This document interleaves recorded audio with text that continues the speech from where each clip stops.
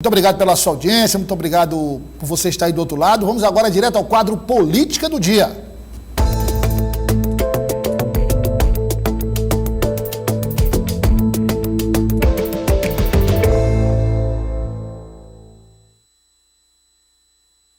Todo mundo reunido, Tássio Cruz, o João Magalhães, Edna Maciel, Eliezer Rodrigues. Eu recebi informações de bastidores, de que teve alguns integrantes do Jornal de Anils que estavam dançando quadrilha, mas parecia o cancão, como se diz no interior, viu?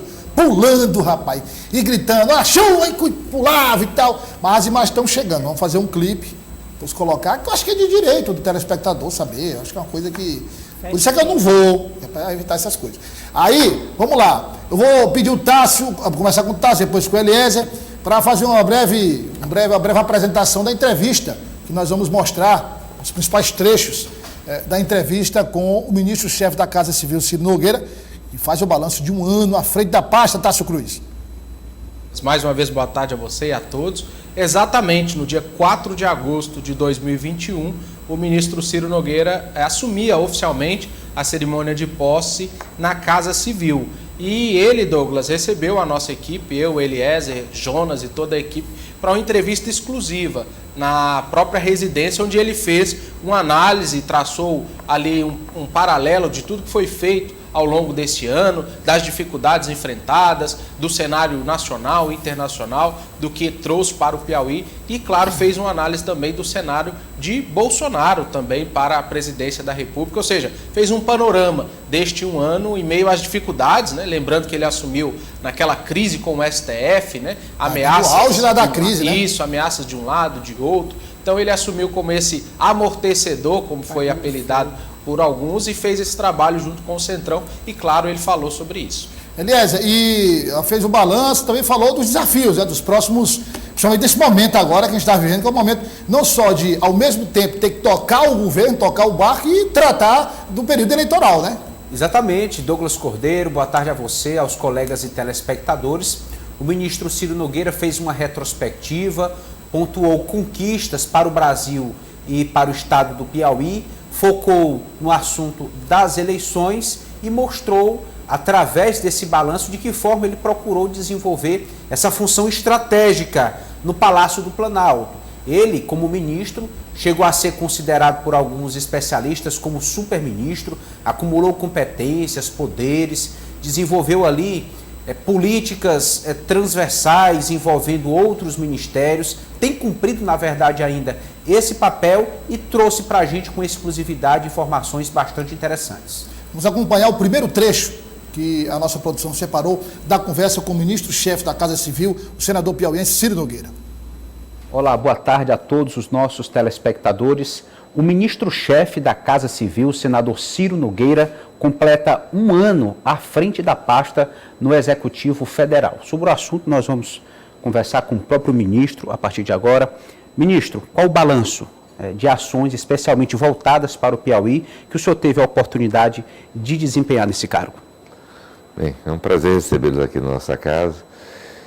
Olha, eu acho que foi um balanço extremamente positivo para o país como um todo, né? Assumir num momento de muitos conflitos, num momento difícil, né?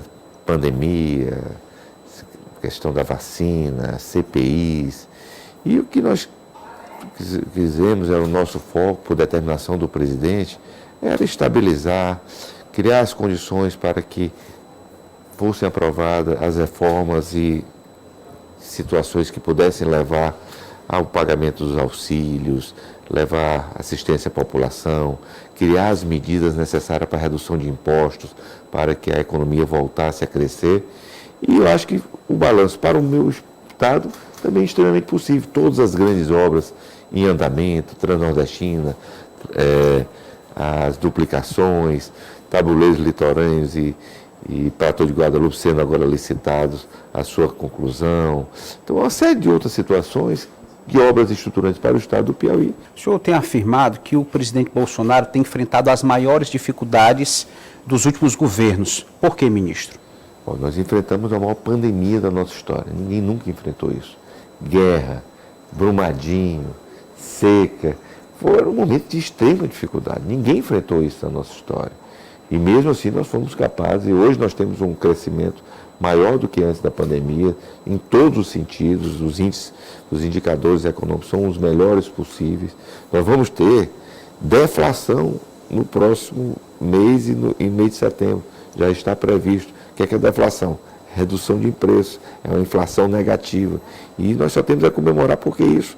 Eu não conheço nenhum outro país do mundo que tenha uma economia. O consumidor final deve perceber essa redução da inflação? Já está percebendo, seja nas bombas de combustível, na conta de energia. No segundo trecho do ministro-chefe da Casa Civil, Ciro Nogueira, você vai acompanhar a fala do ministro sobre as ações do presidente Bolsonaro para a população brasileira. Expectativa em relação à reeleição do presidente Bolsonaro? Eu acredito que é a melhor possível, porque se as pessoas estão melhorando de vida, o natural é as pessoas continuarem.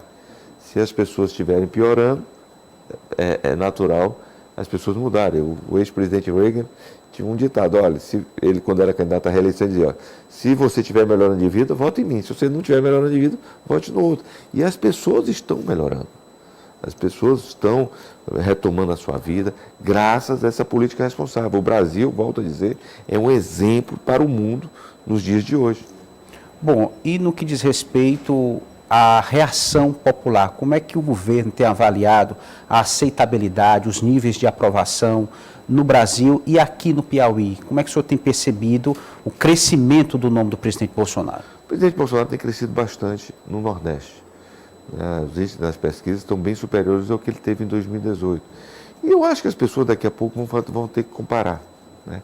Quem entregou a transposição, quem fez os investimentos em infraestrutura do nosso país, quem cuidou da população, quem realmente fez mais para as pessoas que mais precisavam. Nós distribuímos 15 anos de Bolsa Família agora em auxílio emergencial. Então, quem realmente cuidou da população foi o presidente Bolsonaro.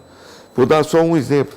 Maior bandeira da esquerda do que reforma agrária, não é verdade? Quem foi que entregou mais título de terra no nosso país? O presidente Bolsonaro. Então, em todos os índices, o presidente é muito superior aos governos do Partido dos Trabalhadores. E isso a população vai poder comparar. Na terceira e última parte da reportagem feita pelo jornalista Eliezer Rodrigues, o ministro-chefe da Casa Civil, Ciro Nogueira, fala sobre Silvio Mendes. O nome do doutor Silvio Mendes aqui no estado do Piauí tem sido defendido pelo senhor e todo o seu grupo político. Quais são as perspectivas em relação à eleição estadual? Eu acho que é uma eleição que está se consolidando. Não existe eleição ganha, mas eu acho que a eleição do Silvio já é uma eleição viabilizada. Porque nós temos uma força política sem precedentes no interior, o Progressista é o maior partido desse estado, as grandes cidades são administradas pelos nossos prefeitos, nós temos metade dos prefeitos votando na oposição, que nunca aconteceu, e na capital, Silvio ganhando nas pesquisas entre 150 e 200 mil votos. Então, o interior, que é um pouco dividido, lógico, favorecendo a oposição, mas a capital nos dá uma segurança de vitória no primeiro turno para o Silvio. Se continuar esse sentimento de mudança, eu não tenho dúvida que isso vai acontecer. O Silvio saiu com 92% de aprovação de Teresina. É um político experiente, experimentado, honesto, isso é muito importante. Então, justamente as pessoas vão se lembrar disso. O Silvio foi um grande gestor, tá certo? Eu acho que o eleitor não é bobo, o eleitor vai saber fazer a sua escolha. Esse sentimento de mudança é um ciclo de 20 anos de poder que está se encerrando, que não teve sucesso. Nós não temos, aquilo que o Silvio falou outro dia numa entrevista, não tem uma cidade no Piauí, gente. Uma cidade no Piauí que seja um exemplo de segurança, em saúde, em educação. Só uma. Em 20 anos. Não deu tempo? Com certeza deu. O que faltou foi gestão e espírito público para fazer com que as pessoas sejam bem tratadas, educadas ou tratadas. Ministro, eu gostaria de encerrar lhe dando aí a oportunidade de fazer as considerações finais para a nossa entrevista. Olha, só agradecer. Esse um ano que eu estive à frente da Casa Civil foi um ano de muito aprendizado, de muita luta, de muitas realizações para o Brasil como um todo, mas principalmente para o Piauí. Nós estamos agora num momento decisivo para o país. Nós vamos escolher se nós vamos avançar ou vamos retroceder. Do Piauí, então, nem se fala, que nós temos a oportunidade de ter uma mudança radical, trazer para o nosso Estado uma gestão eficiente, que possa atrair emprego e renda, que possa melhorar a vida das pessoas, que possa trazer emprego, que é o que nós precisamos aqui para o nosso Estado, emprego qualificado, indústrias, que nós não fomos capazes nos últimos 20 anos. Ministro, muito obrigado por nos receber aqui na sua residência, pela gentileza, pela atenção. Desejamos sucesso aí na sua missão, tanto a nível de Brasil como a nível de Piauí, e até a próxima oportunidade. Eu que agradeço, foi um prazer estar com vocês. Voltamos com você no estúdio. Olha, vamos começar aqui com o João Magalhães, a avaliação, João. Uma avaliação que, quer dizer, é a personalidade do ministro Ciro Nogueira mesmo, ser calmo, tranquilo e tal, mas exatamente essa tranquilidade, esse jeito mais contido, mais calmo, que é o jeito tradicional dele de atuar muito nos bastidores, e tem ajudado demais o presidente Bolsonaro. Você já imaginou, de um ano para cá, se não fossem as ações do ministro Ciro Nogueira no campo político, de articulação e até de evitar problemas, como é que não estaria o governo? Olha, Douglas, novamente boa tarde para você, boa tarde a todos. É impressionante como o ministro Ciro Nogueira compõe aquela ala pragmática do governo. Pragmática. É a ala que consegue desatar os nós e fazer o governo andar. Tanto é que nessa entrevista, muito bem conduzida pelo Eliezer Rodrigues, Ciro Nogueira foca muito na economia, né? Ele tem esse olhar de que, se a economia estiver bem, isso vai ajudar, obviamente, o projeto político de reeleição, né, do presidente Jair Bolsonaro. Tanto é que o ministro Ciro Nogueira faz questão de pontuar a questão dos recursos para o Auxílio Brasil, a questão da influência na questão do preço dos combustíveis, enfim, a questão da própria inflação, que está alta, mas o governo federal traçou uma estratégia política para que agora, né, nos meses de agosto, setembro, isso fique mais ou menos controlado. A grande questão é saber se isso vai surtir efeito a tempo, né, de melhorar a imagem do presidente Jair Bolsonaro. Ou seja, o ministro Ciro Nogueira entrou no governo para cumprir aquele papel que ele chama de amortecedor. Ele entrou num momento de crise entre o poder executivo e os demais poderes, então ele cumpre essa tarefa de ser aquele olhar pragmático, aquele olhar que dialoga e que tenta resolver os problemas sempre dessa forma, sempre no campo político, sempre no campo do diálogo, e, claro, tem certeza de que é a economia que vai fazer diferença nessas eleições. Então, toda essa estratégia que o governo federal está executando agora, de aumentar o Auxílio Brasil, né, do auxílio à questão dos caminhoneiros, enfim, a vários setores da economia, com certeza teve o pensamento do Centrão, que é comandado pelo ministro Ciro Nogueira, demonstrando aí claramente que tem como principal objetivo fazer com que Bolsonaro seja reeleito. Agora, a grande questão é, essas medidas, chegando agora, vai surtir um efeito eleitoral? Ciro Nogueira acredita que sim, mas é algo que a gente realmente precisa esperar. O certo é que o dever de casa político, Ciro Nogueira tem feito, com certeza. Edna, da participação do G10, ele trouxe algumas informações importantes. Por exemplo, ele disse, olha, a gasolina, a baixa da gasolina, a diminuição do preço da gasolina é algo que atinge mais a classe média, né? A classe média.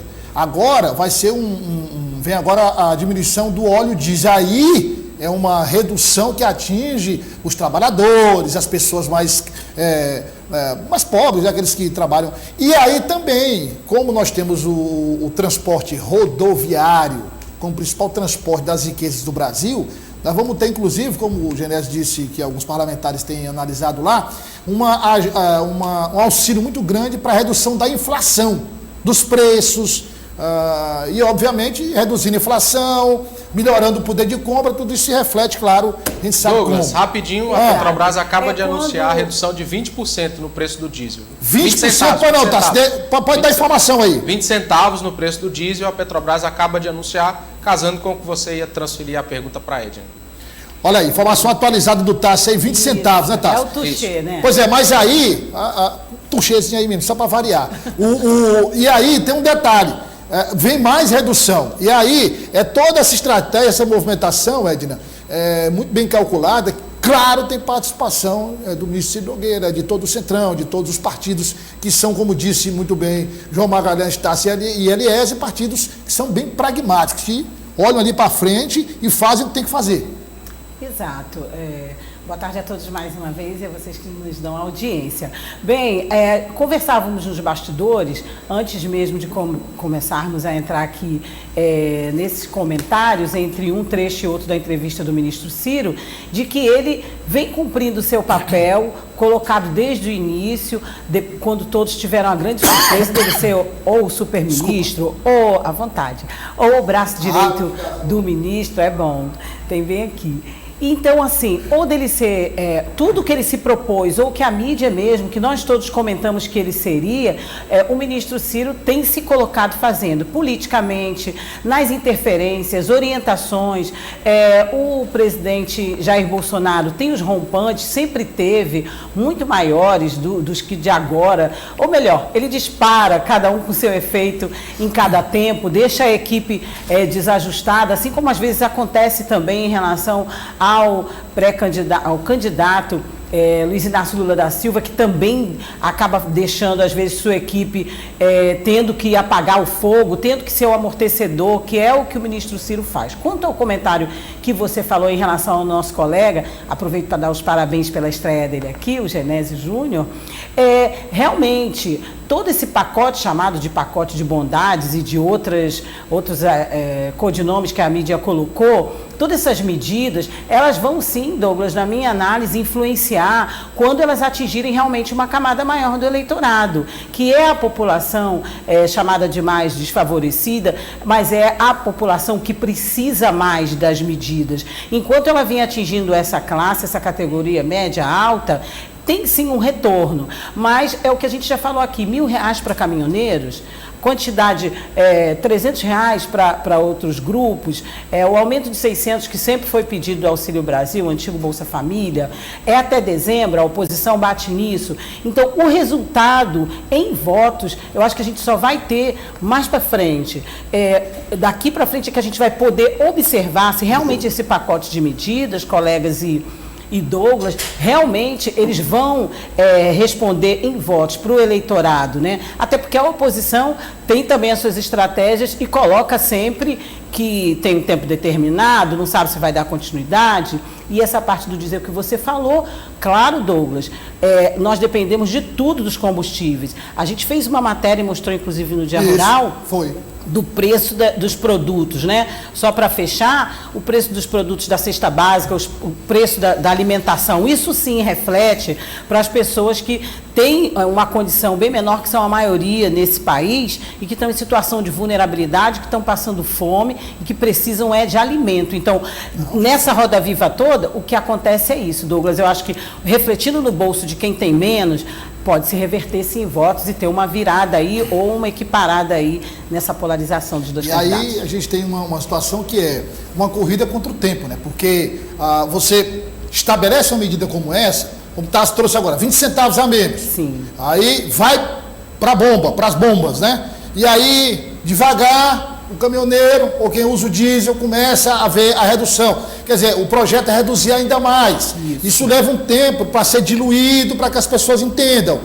A questão do Auxílio Brasil, né, tem aquele impacto, a primeira parcela maior, mas aí a pessoa tem que... Quer dizer, é um tempo, usando aqui uma palavra bem conhecida, para gerir essas reduções. E por isso que os parlamentares, como o Genésio trouxe, estão avaliando ali dia após dia para saber se há necessidade, até mesmo para influenciar na propaganda eleitoral, de forma, se há necessidade de um reforço à propaganda eleitoral para que essa informação seja assimilada mais rapidamente. Como é que isso vai ser utilizado, né, na campanha pelos dois lados. Exatamente. Olha, eu queria ouvir do Tassi e do Eliezer o seguinte: tivemos ontem, o Raimundo Lima mostrou no jornal Dia News, o evento, o ato político do candidato Lula, do PT à presidência da República, aqui em Teresina. Nós temos as imagens aí, e aí eu queria saber do Tássio informações aí de bastidores, avaliação, você conversou com parlamentares, você que deu para colher, Tássio? As informações de bastidores, Douglas, principalmente quanto à bancada de candidatos estadual e federal, é uma avaliação positiva, né, do ato, uma presença maciça como tivemos da convenção do PT, por exemplo, e convenção de Silvio Mendes, uma presença maciça de diretórios do interior. Existia um receio quanto ao espaço, né, pelo tamanho do espaço, e o espaço ficou preenchido, né? E a informação de bastidor que a gente tem é que o evento mostra a capacidade de aglutinação, principalmente dos candidatos da base, né? Nós já explicamos aqui, essa base deve ter em torno aí de 180 candidatos a deputado estadual e federal, e o evento, claro, além de mostrar a força do candidato Lula, né, que é quem aglutina, é a liderança maior da esquerda nacional e do PT, mas pelo que eu conversei em bastidor, o evento também mostrou, Douglas, a força dos candidatos proporcionais. Foram eles que fizeram parte dessa militância extensa que esteve lá. Uma ampla base de vereadores aqui de Teresina também esteve no evento para mostrar apoio, mas eu conversei com um parlamentar hoje pela manhã, ele me dizia, olha, os braços, né, a parte física, a musculatura,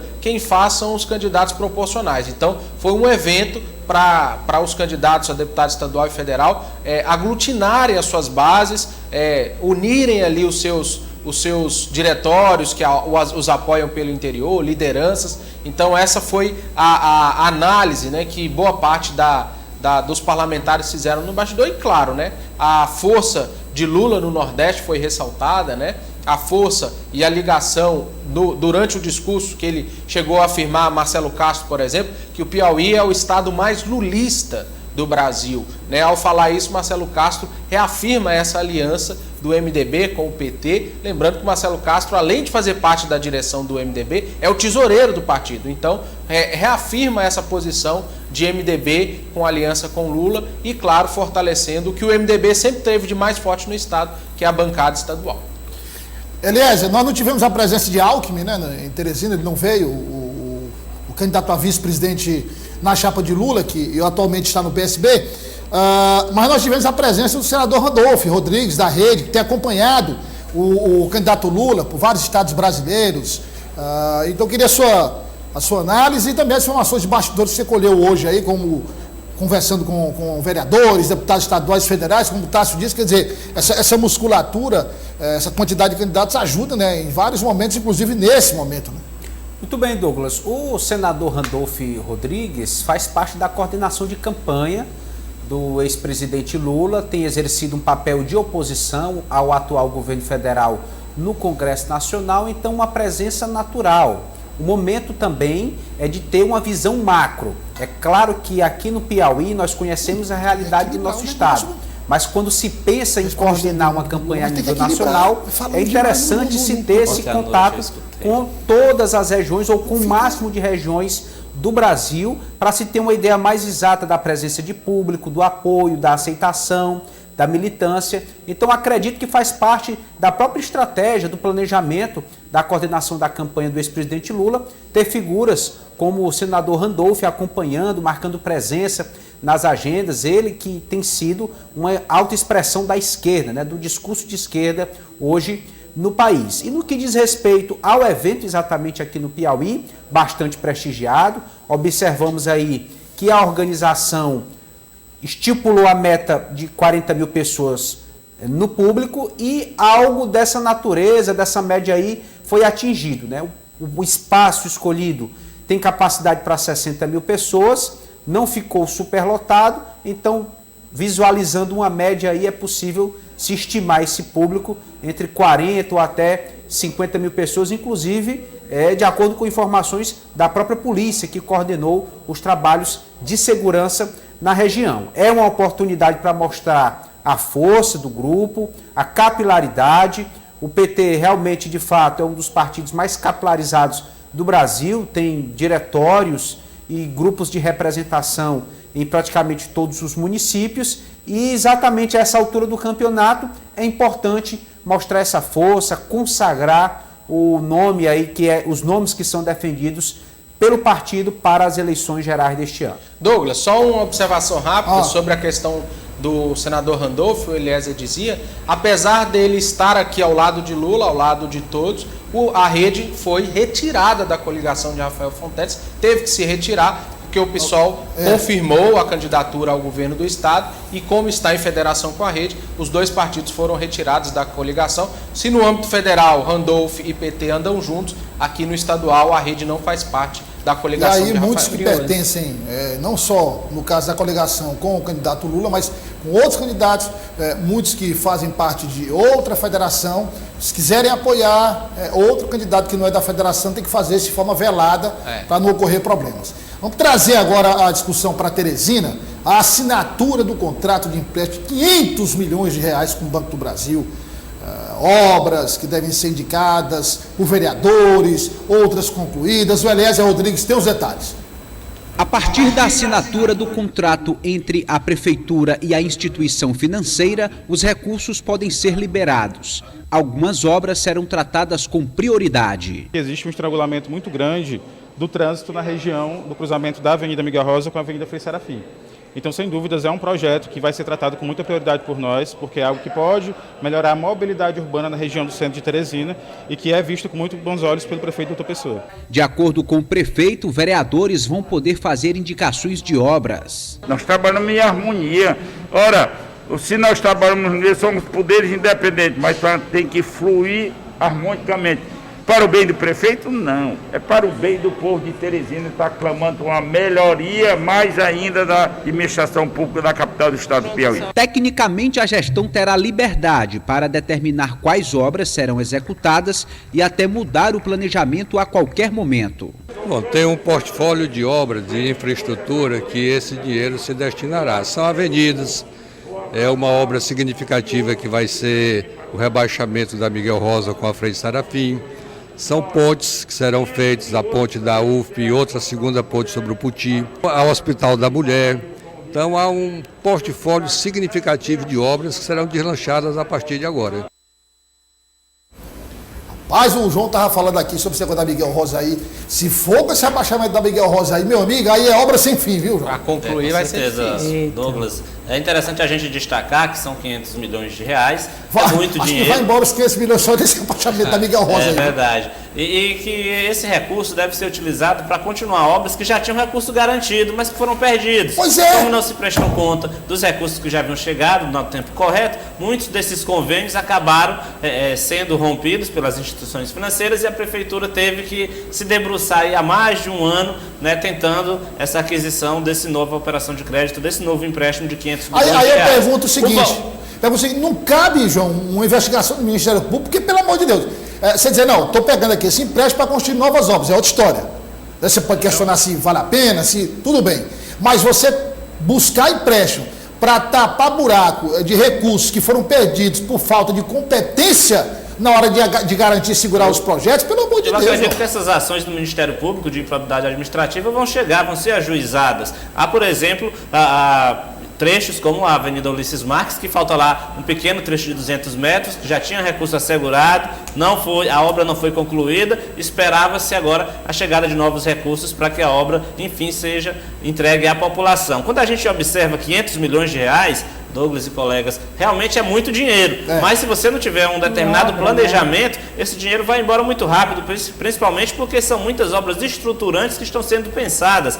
A ponte, por exemplo, ali da Universidade Federal ao bairro Água Mineral, que certamente é um investimento muito alto. Essa história de rebaixamento da Avenida Miguel Rosa, se o prefeito Doutor Pessoa for inventar de fazer, a gente conhecendo a realidade como é capaz da popularidade dele chegar lá na casa do 0%, porque a gente sabe que uma obra como essa traz um transtorno muito grande. A gente está falando do principal cruzamento da cidade, Frei Serafim com Miguel Rosa. Então, uma obra nesse local certamente precisa de um planejamento, de uma organização muito grande para ser feita sem falar do recorde, né, para ter os custos bem calculados. Então eu diria que o doutor Pessoa pode estar caindo aí no principal erro da sua gestão, se ele for inventar de começar uma obra sem ter condições de concluir, principalmente no coração da cidade, porque isso impactaria negativamente a vida de todo mundo naquele transtorno enquanto a obra está sendo pensada, está sendo concluída. Aquela plaquinha não funciona mais. Desculpa os transtornos, estamos trabalhando para Não, a sua. Não funciona mais. Vai ficar difícil de chegar aqui na TV. Se não fizer Aí é o seguinte, aí vai você tem que apelar para o helicóptero do João Magalhães, que aí não dá, meu amigo. Não Vai tem ser como. difícil se deslocar da região do centro para a Zona Leste. do Aqui centro tá pra todo mundo Sudeste. preocupado ontem, o evento lá do Lula, do candidato Lula, né? Que era na área do João ali. Aí todo mundo aqui no radar, porque o pessoal tá inocente, não sabe da realidade do João. Aí todo mundo dizendo, rapaz, como é que o João vai de carro, meu Deus do céu, vai ser um garfo. Por cima, meu filho, foi rápido, foi uma maravilha. Eu queria o Tássio, aliás, comentando exatamente essa declaração do Jeová. Foi ótimo, achei ótimo. Aliás, eu acho que é uma frase para a posteridade, né? Se não tivesse briga, tem briga, por isso que o nome é partido. Se não tivesse briga, não seria partido, seria inteiro. Olha o que é que falou o presidente da Câmara. Tem discussão, é normal, o nome já diz, é partido. Se não tivesse discussão, seria inteiro. Então, assim, mas quem está torcendo contra, pode ter certeza que esse aí vai quebrar a cara. Que nós temos sim uma chapa competitiva, muito competitiva, tanto para deputado federal quanto para deputado estadual. Hein, Tássio? Se estiver esperando que o presidente Jeová Alencar vai entrar em provocação, pode tirar o cavalinho da chuva, viu? E o presidente falando, Douglas, eu perguntava a ele, e hoje, presidente, como é a expectativa para mais tarde? Ele disse, vai ter confusão mais tarde. Essa é a expectativa. Vai ter confusão. A convenção dos republicanos. Vamos ver, né, Douglas? Se todo mundo vai confirmar a candidatura, se vão retirar, como é que vai ser. O presidente está confiante que o seu inteiro republicanos deve caminhar unido até as eleições. E outra, Douglas, o partido é uma Olha, parte só em para relação colocar para você aí, depois dessa convenção começa uma nova etapa, hein, Edésio? Para o republicano, viu? É para se organizar melhor. Partido em relação ao todo. Internamente não pode ter divisão, porque senão vira fragmento. Vira fragmento. Nós vamos ter aí, um momento que foi até agora, essa convenção. O partido vive uma nova realidade, a gente vai começar a ver isso nas declarações depois da convenção. E depois da eleição, meu amigo, aí você vai ver outra completamente diferente. Coloca o comando geral no aí, amanhã, os olhos de 10 hoje estão miúdos mesmo. O dia que está mais miúdo é hoje. Mas amanhã, a partir das 6 horas da manhã, tem programa na rádio, e a partir das 7, rádio e televisão. Comando geral, não faz. Vou solicitar aqui do nosso querido pastor para mandar deixar o Elias em casa, que ela vai dormindo daqui para lá, para não ter problema. Amanhã às 6 começa o comando geral na rádio, na FM O Dia, e às 7 FM O Dia e também na TV O Dia. Obrigado, Elias, obrigado, Edna, obrigado, João, obrigado, Tássio. Obrigado a você que nos acompanhou até agora. Prazer saber que você está aí do outro lado, prometendo voltar amanhã, à 1 da tarde, ali coladinho com o Rota do Dia, com o Valbert, com o que aconteceu de mais importante no Piauí. Somos a O Dia TV do Sistema O Dia de Comunicação e aqui, você pode confiar. Até amanhã.